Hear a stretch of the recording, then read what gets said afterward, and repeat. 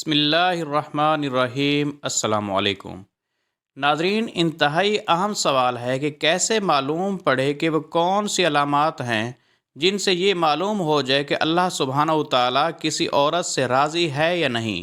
इस वीडियो में जानने की कोशिश करेंगे। नाज़रीन, जब अल्लाह किसी औरत पर करम फरमाना चाहता है, इससे राज़ी हो जाता है, तो इस औरत के जिस्म में 8 तब्दीलियाँ ज़ाहिर हो जाती हैं।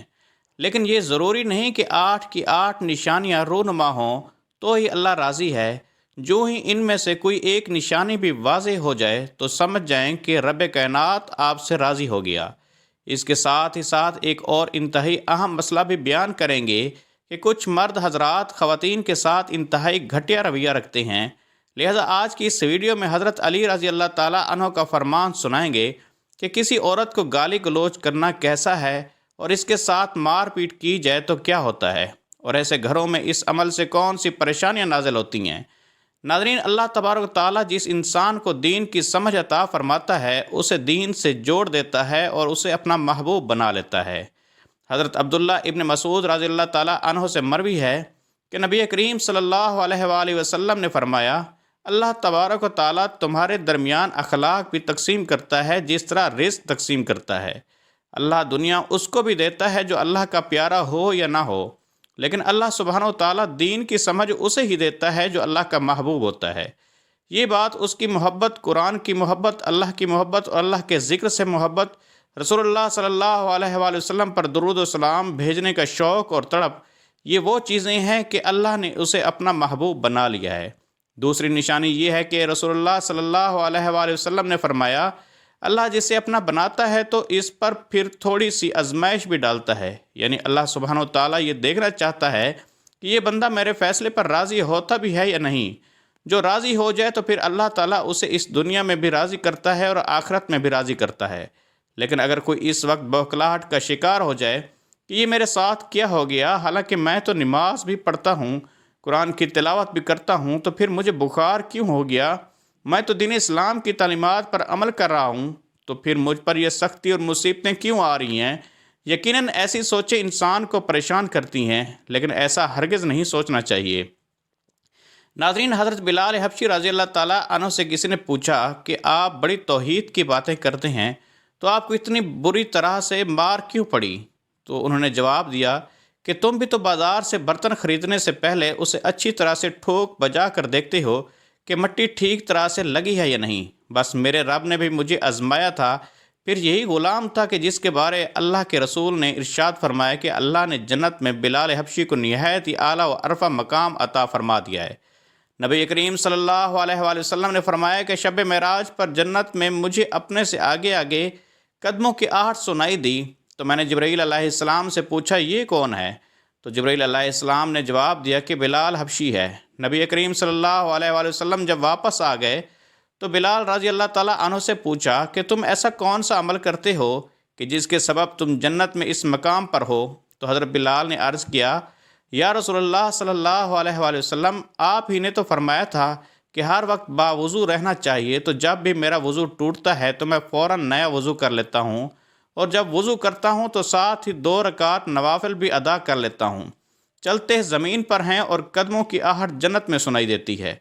बस आजमाइश का आना भी अल्लाह तबारक ताला की वो मोहब्बत की निशानियों में से एक अहम निशानी है, क्योंकि अल्लाह के महबूब बंदों पर ही आजमाइशें आती हैं।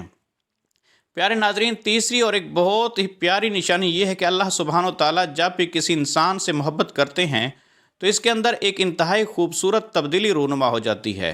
हदीस में आता है कि अल्लाह तबारक ताला जब किसी इंसान से मोहब्बत करता है तो हज़रत जिब्राईल अलैहिस्सलाम को हुक्म फरमाता है कि आसमान में ऐलान कर दो कि मैं अपने फ़लाँ बंदे से मोहब्बत करता हूँ।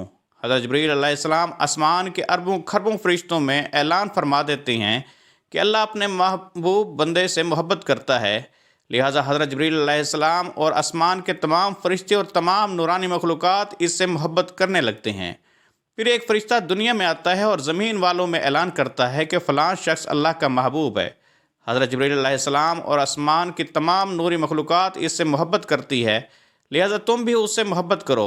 इस तरह से दुनिया वालों के दिलों में भी अल्लाह सुब्हानहू तआला अपने इस महबूब बंदे के लिए मोहब्बत डाल देता है। لہٰذا ہمیں دنیا میں ایسے کام ضرور کرنے چاہیے کہ جن کے کرنے سے اللہ سبحانہ و تعالی ہم سے راضی ہو جائے۔ پیارے ناظرین، حضرت عبداللہ ابن عباس رضی اللہ تعالیٰ عنہ فرماتے ہیں کہ جب نیکیاں قبول ہو جاتی ہیں تو انسان کے جسم میں یہ 5 نشانیاں ظاہر ہو جاتی ہیں۔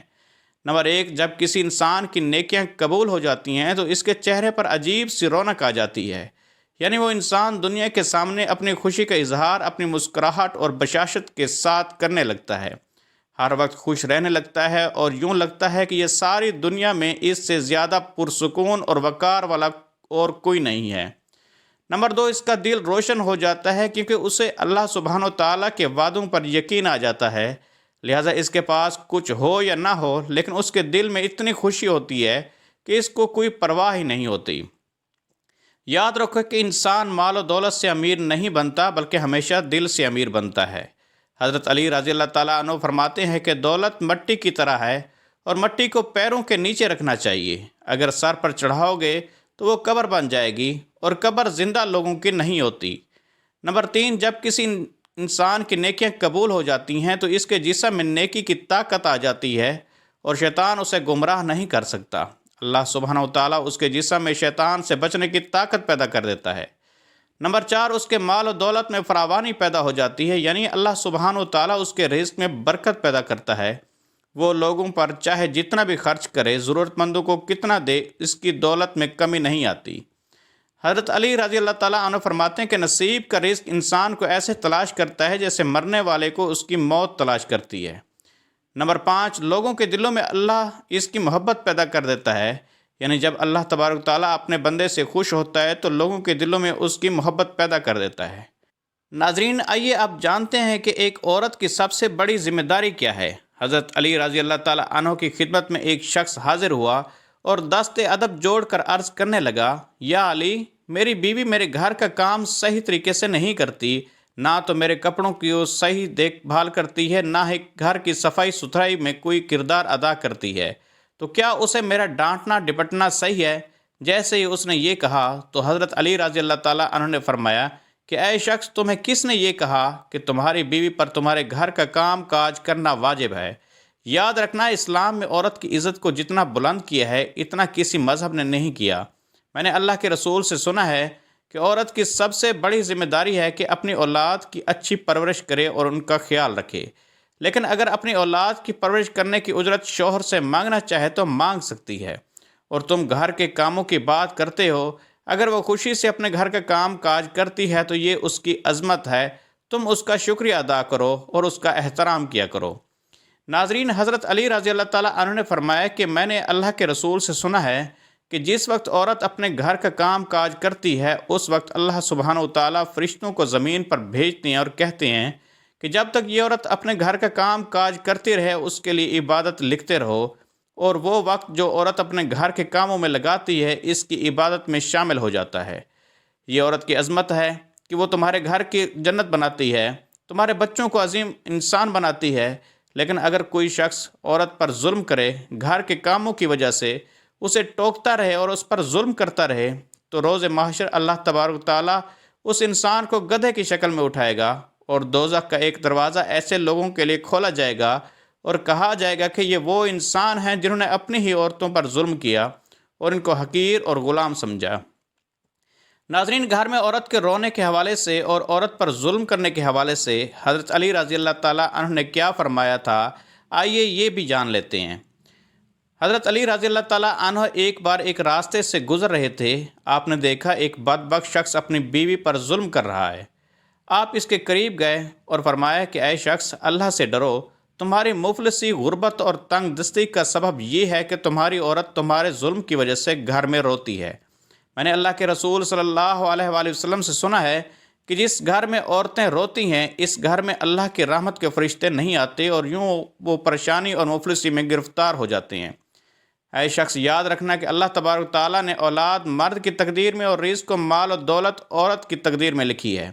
اگر تم یہ چاہتے ہو کہ تمہارے رزق میں فراوانی ہو اور دولت، عزت اور شہرت دن بدن بڑھتی چلی جائے تو اپنے گھر میں اپنی عورتوں کا خیال رکھو اور انہیں خوش رکھو۔ اللہ کے فضل و کرم سے تم دولت، شہرت، عزت اور مال میں فراوانی پاؤ گے۔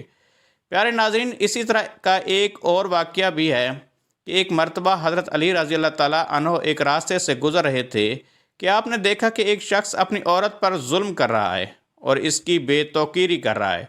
حضرت علی رضی اللہ تعالیٰ عنہ اس کے قریب گئے اور فرمانے لگے کہ اے شخص، یاد رکھنا، اللہ نے مرد کو عورت سے زیادہ طاقتور اس لیے بنایا ہے کہ وہ عورت کی حفاظت کر سکے، نہ کہ عورت پر ظلم کرے۔ میں نے رسول اللہ صلی اللہ علیہ وآلہ وسلم سے سنا ہے کہ جو شخص اپنی عورت پر ظلم کرتا ہے تو اللہ سبحانہ و تعالیٰ اس پر لعنت بھیجتا ہے۔ اس شخص نے کہا کہ یا علی، یہ میرے نکاح میں ہے، میں اس کو جو بھی بات کہتا ہوں یہ نہیں مانتی۔ تب حضرت علی رضی اللہ تعالیٰ عنہ نے فرمایا کہ نکاح کا مطلب یہ ہرگز نہیں کہ تم نے اپنے لیے کوئی غلام خریدا ہے، بلکہ نکاح کا مطلب یہ ہے کہ تم نے اپنی نسل بڑھانے کے لیے اس عورت سے مدد طلب کی ہے اور تم نے اپنی اولاد کی اچھی تربیت کے لیے اس عورت کو چنا ہے۔ اے شخص، یاد رکھنا، جس سے مدد لی جائے اسے غلام نہیں سمجھتے، اور جو تمہاری اولاد کی پروان چڑھائے اسے حقیر نہیں سمجھتے، بلکہ تمہیں تو اس کا شکر گزار ہونا چاہیے۔ یاد رکھنا کہ عورت پر ظلم کرنے کا مطلب ہے اولاد کی بغاوت، کیونکہ آنے والے وقت میں تمہیں جو بھی اولاد اس عورت سے نصیب ہوگی تو اس کے دل میں تمہارے لیے بغاوت ہی بغاوت ہوگی۔ جب اولاد بڑی ہو جاتی ہے اور اپنی ماں پر ظلم ہوتے ہوئے دیکھتی ہے تو اس کے دل میں تمہارے لیے نفرت ہی پیدا ہوگی۔ اس لیے جتنا ممکن ہو سکے اپنی بیوی کے ساتھ اچھا سلوک کرو اور اسے خوش رکھنے کی کوشش کرو۔ اللہ تبارک تعالیٰ سے دعا ہے کہ ہم سب کو نیکی کی بات سننے، سمجھنے اور اس پر عمل کرنے کی طاقت و توفیق مرحمت فرمائے۔ میرا سنانا اور آپ کا سننا مقبول و منظور فرمائے۔ ناظرین، آخر میں آپ سے گزارش ہے کہ میری آج کی اس اسلامی ویڈیو کو لائک اور شیئر کر دیجئے اور میرے اس اسلامی و اصلاحی چینل کو سبسکرائب کر لیجئے۔ جزاک اللہ خیرن کثیرہ۔ اللہ ہم سب کا حامی و ناصر ہو۔